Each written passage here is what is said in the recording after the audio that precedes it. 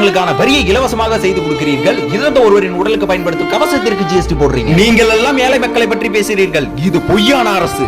இந்த அரசாங்கம் என்னென்ன கொள்கைகள் வச்சிருக்குதோ அது அப்படியே பொய்யான கொள்கை. நான் இப்ப உங்களோட 10 வருஷ கொள்கையை பத்தி சொல்ல போறேன் அப்படின்னு ஆரம்பிச்ச இவரு முதல் முழக்கம் பணவீக்கம் நாட்டை கடுமையாக பாதித்துள்ளது. இந்த முறையும் மோடியின் அரசா இந்த முழக்கத்துக்கு இப்போது விளக்கம் கொடுக்கிறேன். பெட்ரோல், டீசல், கேஸ் இதெல்லாம் பெரிய செலவுகளா இருந்தாலும் சிறிய செலவுகளை பற்றி சொல்கிறேன் கேளுங்கள். மாவு, அரிசி, பால், பன்னீர், தயிர் இவை எல்லாத்துக்கும் ஜிஎஸ்டி விதிக்கிறாங்க. கடுமையாக நடத்தும் இந்த அரசின் இரண்டாவது முழக்கம் எல்லாருடைய நிறுவனமும் ஒவ்வொருவரின் வளர்ச்சிக்கு உதவும். இதுல எப்படி நீங்க எல்லாருக்கும் சமத்துவத்தை பத்தி சொல்றீங்க?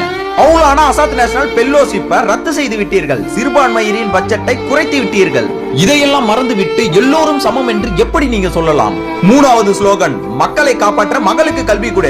ஹத்ராஸ், ஜந்தர் மந்தர் ஒலிம்பிக் பதக்கங்களை கூட பிரதம மந்திரியின் வீட்டு வாசலில் வைத்து விட்டு செல்லும் நிலைமை வந்து விட்டது.